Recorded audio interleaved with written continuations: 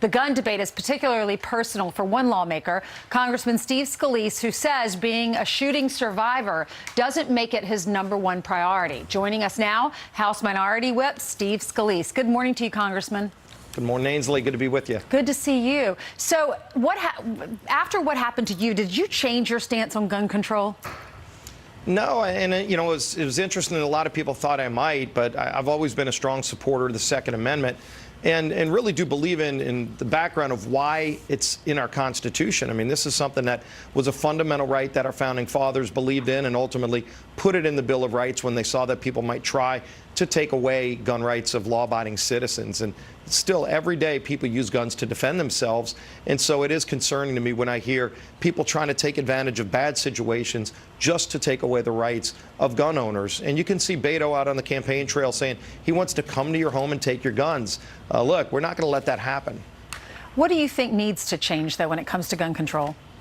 Well, clearly, we've seen in so many of these mass shootings that there were breakdowns in everything from the background check system not working properly because criminal records weren't put in. That was the case in the Charleston shooting, Sutherland Springs, same thing.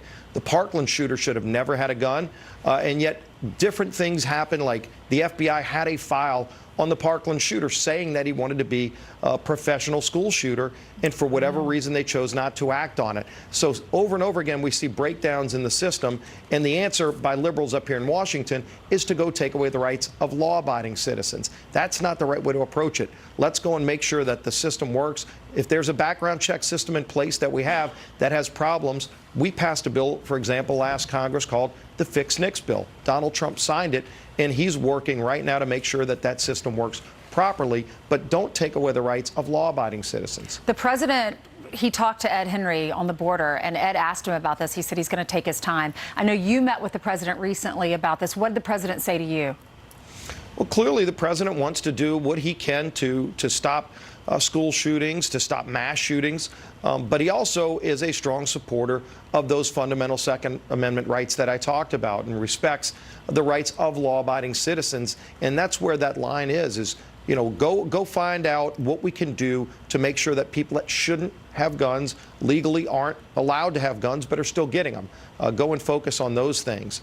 Yeah, we continue to hear that argument that the bad guys are always going to be able to get their hands on guns. They're bad guys. They're going to be able to steal them or take them or whatever they need to do to get their hands on these guns. But it's the good people that want to protect themselves and protect their families. And if you take away the gun rights from those good people, how are we going to defend ourselves?